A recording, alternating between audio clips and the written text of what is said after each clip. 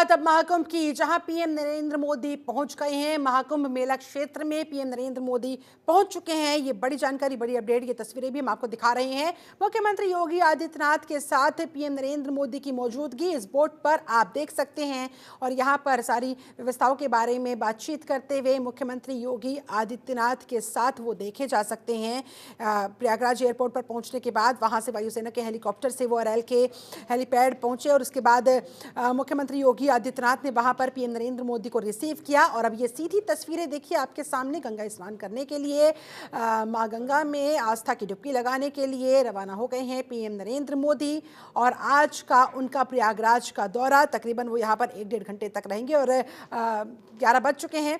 अगले आधे घंटे वो यहाँ पर स्नान के लिए जो रवाना हुए हैं, स्नान करेंगे, आस्था की डुबकी लगाएंगे और इसके बाद फिर वापस से उनका प्रस्थान का कार्यक्रम यहाँ पर तकरीबन 12:30 बजे तक वो यहाँ पर रुकेंगे। क्योंकि देखिए यहाँ पर जो बड़ी संख्या में श्रद्धालुओं की भीड़ उमड़ी हुई है, तस्वीरों के जरिए भी देखा जा सकता है। जहाँ जहाँ नजर जा रही है घाटों पर, वहाँ वहाँ श्रद्धालुओं का हुजूम उमड़ा हुआ, बेहद उत्साहित श्रद्धालु। और आज प्रयागराज में, आज महाकुंभ में पीएम नरेंद्र मोदी की मौजूदगी, बताया जा रहा है कि आस्था की डुबकी लगाने के बाद साधु संतों से भी पीएम मोदी मुलाकात करेंगे, उनसे बात करेंगे, उनका आशीर्वाद लेंगे। और इस तरह से आज प्रयागराज में जब से ये महाकुंभ का मेला शुरू हुआ, 13 जनवरी से जब से इसकी शुरुआत हुई, ये पीएम मोदी का पहला प्रयागराज दौरा। और इस लिहाज से देखिए, इससे पहले देश और दुनिया से बड़ी बड़ी हस्तियां हमने देखी प्रयागराज पहुंची आस्था की डुबकी लगाने के लिए, पवित्र स्नान करने के लिए।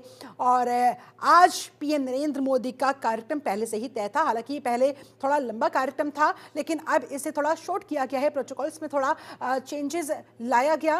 क्योंकि वहाँ जो बड़ी संख्या में लोगों की भीड़ है, उसके मद्देनज़र श्रद्धालुओं को, आम जनों को, वहाँ पर साधु संतों को वहाँ पर दिक्कत परेशानी ना होने पाए। वीआईपी मूवमेंट्स की वजह से दरअसल बहुत सारे जो रूट्स होते हैं उन्हें डाइवर्ट कर देना पड़ता है, बहुत सारे जो रोड्स हैं वो ब्लॉक कर दिए जाते हैं, बहुत सारे प्रतिबंध लगा दिए जाते हैं। इस वजह से आम श्रद्धालुओं ने पहले भी वीआईपी मूवमेंट्स को लेकर शासन से, प्रशासन से, सरकार से जिस तरह से शिकायत दर्ज करवाई थी, उसके बाद उनकी सहूलियत को ध्यान में रखते हुए ये कुछ परिवर्तन किया गया है, प्रोटोकॉल में भी चेंज किया गया है। और अब तकरीबन 11 बज चुके हैं। आस्था की डुबकी लगाने के लिए पीएम नरेंद्र मोदी अरैल घाट से रवाना हो गए हैं और थोड़ी देर में वो पवित्र स्नान करेंगे और उसके बाद फिर वापसी का उनका कार्यक्रम तकरीबन दोपहर 12:30 बजे तक के आसपास का रहने वाला है।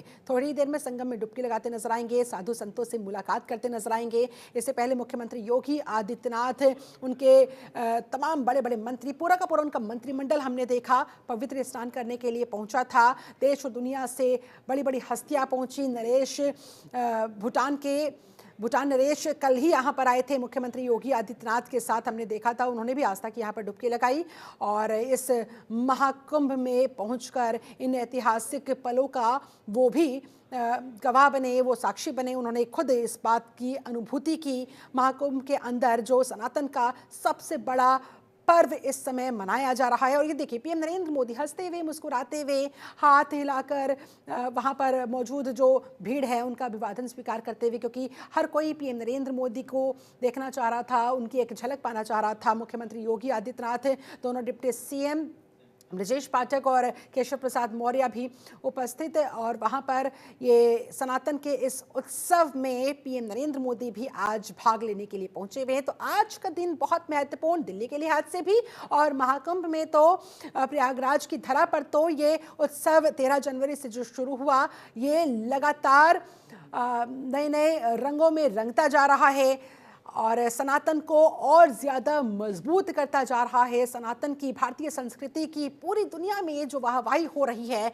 न सिर्फ देश की बल्कि विदेश की मीडिया भी लगातार इसे महाकवरेज जो दे रही है। और ऐसे में देश और दुनिया तक ये संदेश पहुंचता हुआ, भारत की तरफ से, भारतीय संस्कृति की तरफ से, सनातन की तरफ से, और इस लिहाज से युवाओं को भी जिस तरह से इस बार वहां देखा जा रहा है, अपने धर्म से जुड़ा हुआ महसूस कर रहे हैं। इससे पहले कुंभ के मेलों में, इस तरह के धार्मिक आयोजनों में बड़ी संख्या में बड़े बुजुर्गों की तादाद देखने को मिलती थी, लेकिन इस बार ये जो एक धर्म का जो प्रचार प्रसार किया गया, जो सनातन धर्म से जोड़ने की कोशिशें सरकारों की तरफ से हुई वो कामयाब होती हुई नजर आ रही है। लोग अपने धर्म को समझ रहे हैं, अपनी मान्यताओं को देख रहे हैं, उनका अनुसरण कर रहे हैं। सचिन पांडे हमारे साथ इस समय, हमारे संवाददाता ज्यादा जानकारी के साथ जुड़ चुके हैं। सचिन, आपके पास और क्या ताजा जानकारी? तस्वीरें तो लगातार हम दिखा रहे हैं, पीएम नरेंद्र मोदी महाकुंभ में पहुंचे हुए हैं, इस समय वो नाव पर मौजूद है मुख्यमंत्री योगी आदित्यनाथ के साथ। आपके पास क्या अपडेट?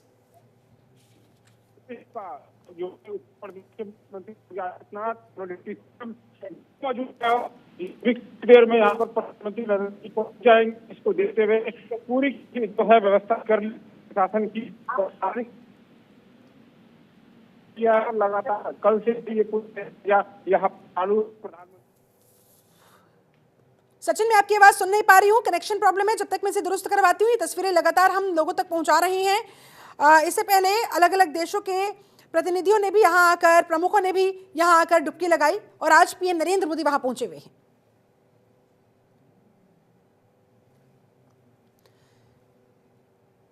ठीक है, रवि अरोड़ा जी भी हमारे साथ इस समय स्टूडियो में मौजूद है।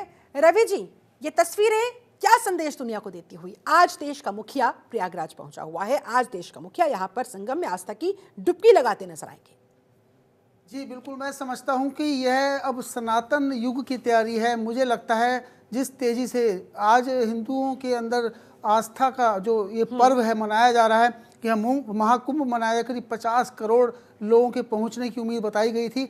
मुझे लगता है वह दिख रही है, स्पष्ट दिख रही है। और उसके अंदर मोदी जी जिस प्रकार से इस पूरे कार्यक्रम को लेकर लगातार योगी जी से लगातार ना सिर्फ टच में है बल्कि वहाँ पे जिस प्रकार खुद ही पहुँचे हैं, तो ऐसे में यह दर्शाता है कि अब जो सनातन की बात हिंदुस्तान करता था और पूरी दुनिया को एक मैसेज देता था, क्योंकि इस सनातन की ताकत को आज दुनिया समझ रही है।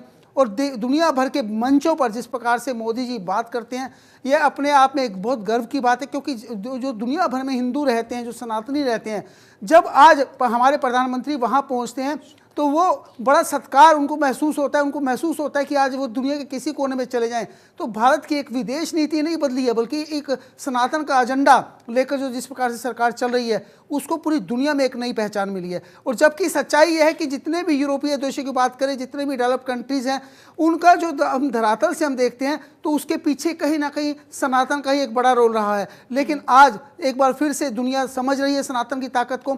और इस महाकुंभ में सिर्फ देश के नहीं, दुनिया के बड़े बड़े ना सिर्फ उद्योगपति बल्कि जितने भी दुनिया के ब्यूरोक्रेट्स हैं, जितने भी दुनिया के बड़े नेता हैं, सब पहुंच रहे हैं। ये अपने आप में एक नया ही दृश्य देखने को मिल रहा है। क्योंकि सिर्फ देश के प्रधानमंत्री जा रहे हैं, ये तो एक बड़ी बात है, लेकिन मैं समझ रहा हूँ कि दुनिया भर के यूरोपीय देशों के भी जितने बड़े नेता हैं वो भी यहाँ पहुँच रहे हैं। तो ये अपने आप एक बहुत बड़ा मैसेज है कि अब सनातन की जो ताकत है वो दिखाने की तैयारी है। और मुझे लगता है कि ये इसके पीछे कहीं ना कहीं विपक्ष बेशक आरोप लगाता हुआ कि 2027 की तैयारी है, लेकिन मैं समझता हूँ यह एक अपने आप में जो हिंदू राष्ट्र की बात करते हैं जो लोग, उनको एक मजबूती मिलेगी इस उसमें महाकुंभ में।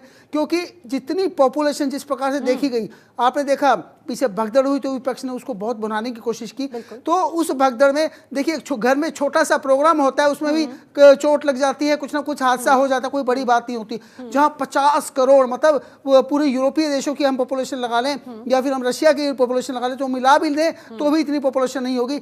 ऐसे में इतने लोगों को एक मंच पर लाना, एक जगह पर लाना, और मात्र 45 दिनों के अंदर, मैं समझता हूँ बहुत बड़ी बात है। और ये महाकुंभ से महाकुंभ नहीं है, ये भारत की ताकत है, ये सनातनियों की ताकत है। और मैं समझता हूँ ये एक मैसेज है हिंदुओं के लिए, और हर हिंदू इस आस्था के में डुबकी लगाना चाहता है, यह भी अपने बड़ी बात है। और इस बार जिस प्रकार से लोग चाह रहे हैं, लोग जा रहे हैं, और कोई जितनी भी भगदड़ की बातें आई लेकिन उसके बावजूद वहाँ पे कमी नहीं आई है। आप देखिए लगातार भीड़ बढ़ रही है, ये अपने आप में बहुत बड़ी बात है। और चूंकि देखिए पीएम मोदी हमेशा से कहते भी आए हैं कि माँ गंगा मुझे बुलाती है, और एक बार फिर से माँ गंगा ने बुला लिया है। और इस बार तो 144 वर्षों के बाद का जो अद्भुत संयोग बन रहा है, तो भला कोई अपने आप को कैसे रोक सकता है। और आज पीएम नरेंद्र मोदी की बारी, आस्था के साथ, सबूरी के साथ वो यहाँ पर पहुंचे हुए हैं। ऐसे में पीएम मोदी की इस आध्यात्मिक यात्रा को आप किस तरह से देख रहे हैं?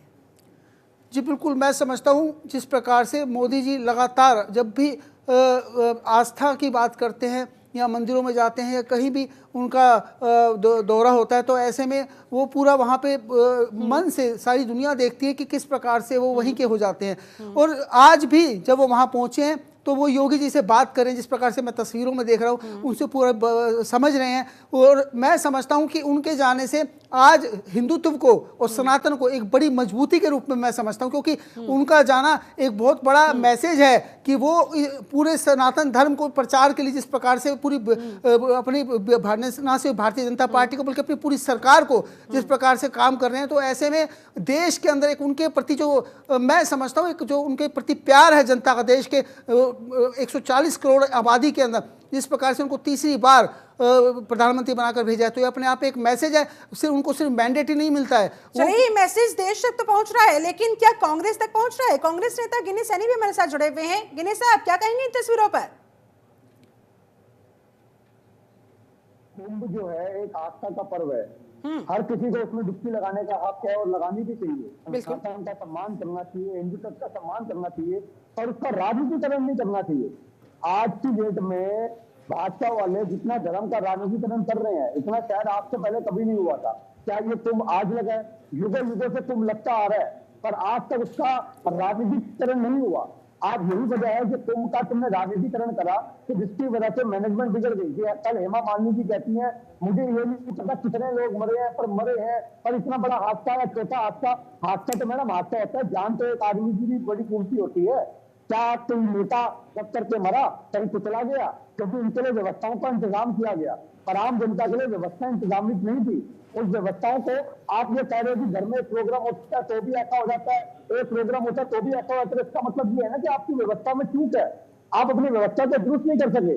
70 से 80 लोग कुचल करके मार दिए गए, फिर उनके बच्चे मर गए, और आप उन चीजों को एक महापर्व के रूप में ये कह रहे हो, तो ये तो हो जाता है, ये चीजें तो चल जाती हैं। तो हमें ऐसा लगता है मैडम, कहीं ना कहीं आप धर्म को जब राजनीति में जोड़ोगे तो ऐसे समीकरण आपके सामने बनेंगे।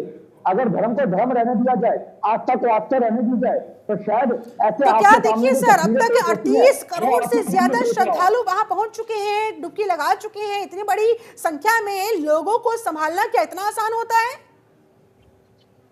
मैडम, आपको अगर ऐसा लगता है कि अगर उन लोगों को संभालना आसान नहीं होता तो व्यवस्थाओं को एक ग्रुप बना के भेजो। आज मीडिया के पास ये आंकड़ा तो है कि 80 लोगों ने डुबकी लगा ली, और मीडिया के पास ये आंकड़ा नहीं आया कि 80 लोग मर गए, कुछ मर गए, कुछ। चलिए मैं अरविंद सिंह से ही पूछ लेती हूँ। अरविंद जी, व्यवस्थाओं को लेकर आप लोग अपनी पीठ थपथपा रहे हैं, लेकिन विपक्ष नाखुश है, कह रहे कि भाई आप श्रद्धालुओं की गिनती कर पा रहे हैं, लेकिन भगदड़ में कितने श्रद्धालुओं ने अपनी जान गंवाई उसकी गिनती अब तक नहीं कर पाए।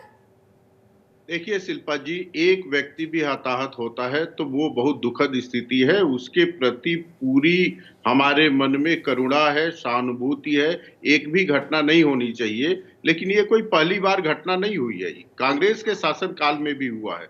लेकिन केवल एक घटना मात्र से पूरे के पूरे कुंभ को खारिज करना ठीक नहीं है। शिल्पा जी, पता नहीं, शायद आप भी गई होंगी, आपकी टीम तो वहां है, मैंने देखा है, मैं भी गया था। हाँ। जो कुंभ परिदृश्य उपस्थित कर रहा है वो अद्भुत है, भारत के लिए गौरव की बात है। मैं तो कहता हूं भारतीय जनता पार्टी की प्रशंसा कांग्रेस न करे, लेकिन भारत की जो महान विरासत है, भारत की जो अद्भुत सांस्कृतिक शक्ति है, इसकी तो प्रशंसा करना चाहिए। लेकिन दुर्भाग्य से कांग्रेस और खासकर गांधी नेहरू परिवार भारतीय जनता पार्टी का विरोध करते करते सनातन संस्कृति का विरोध करने लगता है। ये दुर्भाग्यपूर्ण बात है। और एक बात और मैं कहूंगा शिल्पा जी, जब चुनाव आता है तो राहुल गांधी कोर्ट के ऊपर जनेऊ जरूर पहनते हैं, लेकिन कुंभ जाने का उनका मन नहीं करता है।